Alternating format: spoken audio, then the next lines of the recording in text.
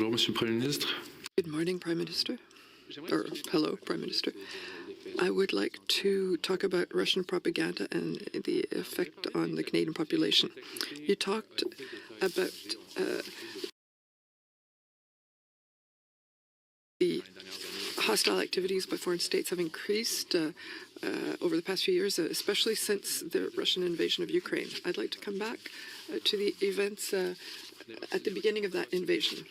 The invocation of the Emergency Measures Act was on February 14th. The Freedom Convoy began on February 23rd, and Russia crossed the Ukrainian border on the 24th of February, the day after that. Did I remember that correctly? Answer, yes. I don't have the dates in front of me. It seems possibly, yes, the 24th I know, but for the other dates, I believe you on your word. Thank you, I appreciate it. I'd like us to look at RCD 60. So it's an article published in the Journal of Intelligence, Conflict and Warfare, published February 16th, 2023, by a researcher, Caroline Hoare, who specializes in disinformation. This research looked at the role of Russia in the Freedom Convoy, and especially an analysis of media activity related to the Freedom Convoy in 2022. It's a 22-page analysis, but I'd like to draw your attention to the conclusion of the study that we can see here, the final sentence. Can we go back on the abstract, please? Yes. Thank you. Based on these findings, it is reasonable to infer that there was Russian involvement in the 2022 truck convoy, though the scope and impact remains to be determined. Est-ce que vous croyez que la Russie a amplifié le convoi de la liberté en février? Do you believe that Russia used the Freedom Convoy in 2022 to distract Canada and the world from its invasion of Ukraine?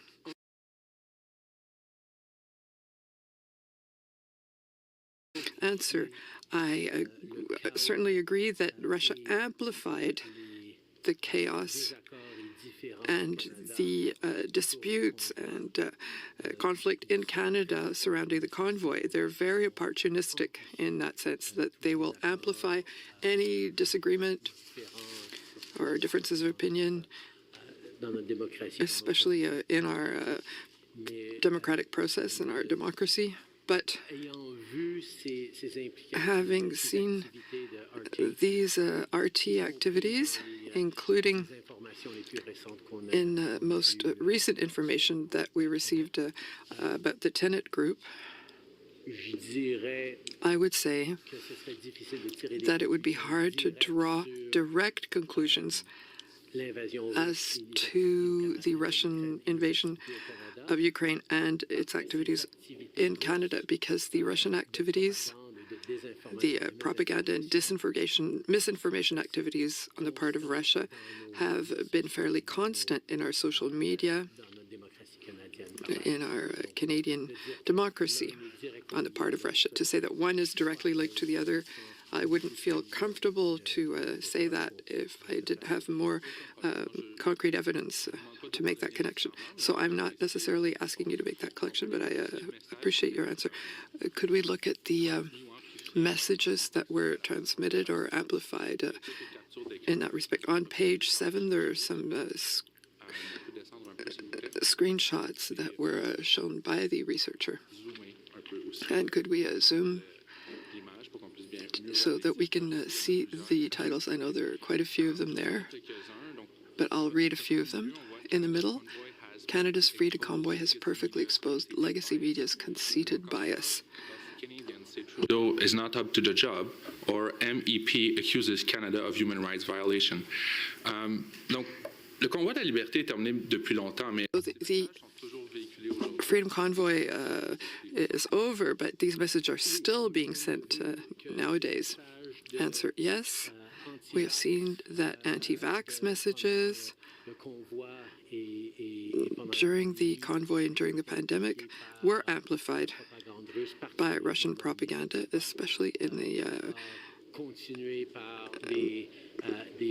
media of the right, and it was continued by messages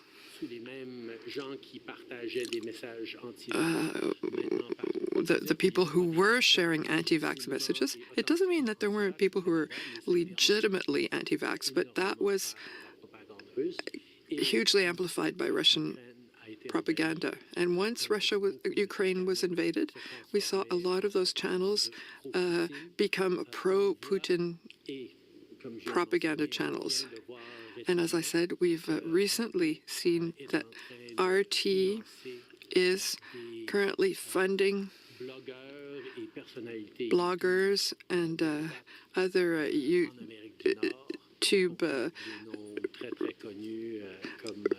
personalities of the right, such as Jordan Peterson, other names that are well known, and Tucker Carlson as well, in order to amplify messages that are destabilizing democracies. Question, we can close that document. So now I wanted to talk about telemedia. So they have basically the same modus operandi, if we may say so. Answer, yes. I wanted to talk about the increase of populism of the right, especially recently. Do you think that these Russian operations can contribute to the increase in populism in Canada?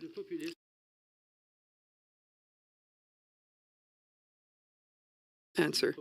Well, listen, populism doesn't need Russia to be successful, but we can see that Russia is very active in its desire to undermine the confidence that citizens have in their democracies, and that around the world. What we saw with the Russian interference in the 2016 election, in the French elections in 2017, and in the Brexit campaign in the UK. Russia is very, very savvy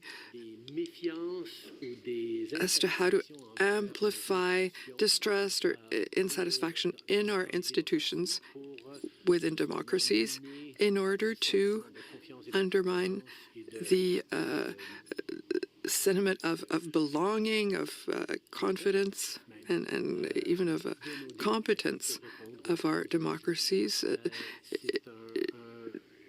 to respond to major issues. It's an approach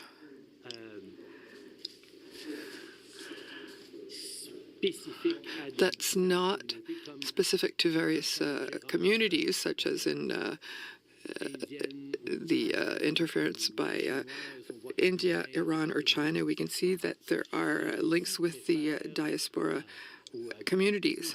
Russia prefers to, or is better able at sending destabilizing message to the entire population rather than a diaspora community, and is using and instrumentalizing voices that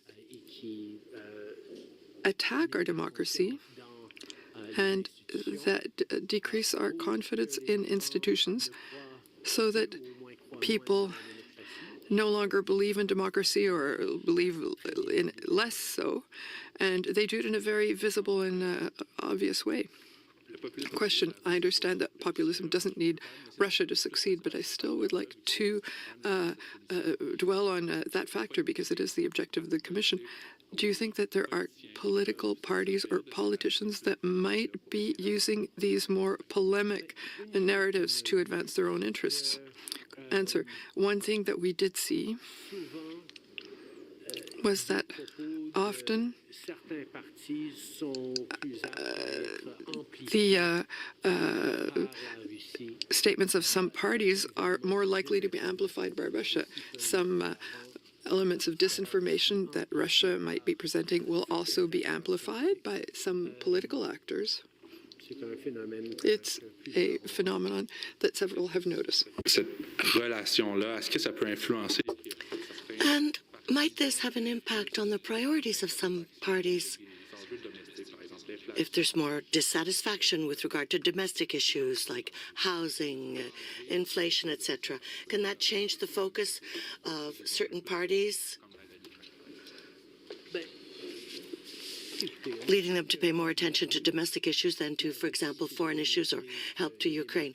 Well, Russia is trying to demonstrate that democracies don't function. Therefore, if they can amplify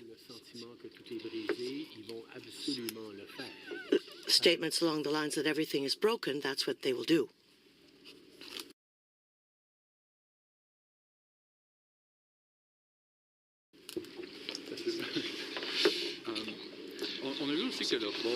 We also have seen that the role of Russia with the Freedom Convoy, well, it's clear that they were following this closely. It took a researcher a year to find the truth, but the harm's already been done once the operations have taken place. What could we do more to discourage Russia from interfering in this way? It's a broader issue than simply Russian disinformation, misinformation. When we talk about propaganda, online disinformation, misinformation, we have tools we can use that we're developing with the web giants in order to prevent disinformation and misinformation. But each time we take such measures, we have to be very aware of the fact that we want to defend freedom of expression. If someone wants to support Vladimir Putin, it's a freedom that we enjoy here in Canada and that the Russians don't have at home. Therefore, we need to protect our freedoms. This is delicate and essential work for a democratic society. It's for society, not just the government. Yes, the government has a role to play, but citizens themselves can and must become more vigilant, more aware of Russian propaganda. We saw several reports in the U.S. where individuals discovered after the fact that Russian content was amplified by them without their even realizing it. And they were really disappointed in themselves because they didn't want to support Russia. So we have to share these realities more. We have to learn, as I mentioned earlier, the Baltic nations. We can draw lessons from them. They developed resilience within their citizenry vis-à-vis Russian disinformation and misinformation. They're close geographically, and they're constantly exposed to Russian misinformation, but we could all develop this in Canada. So to conclude, we have to take this very seriously. Indeed. Thank you.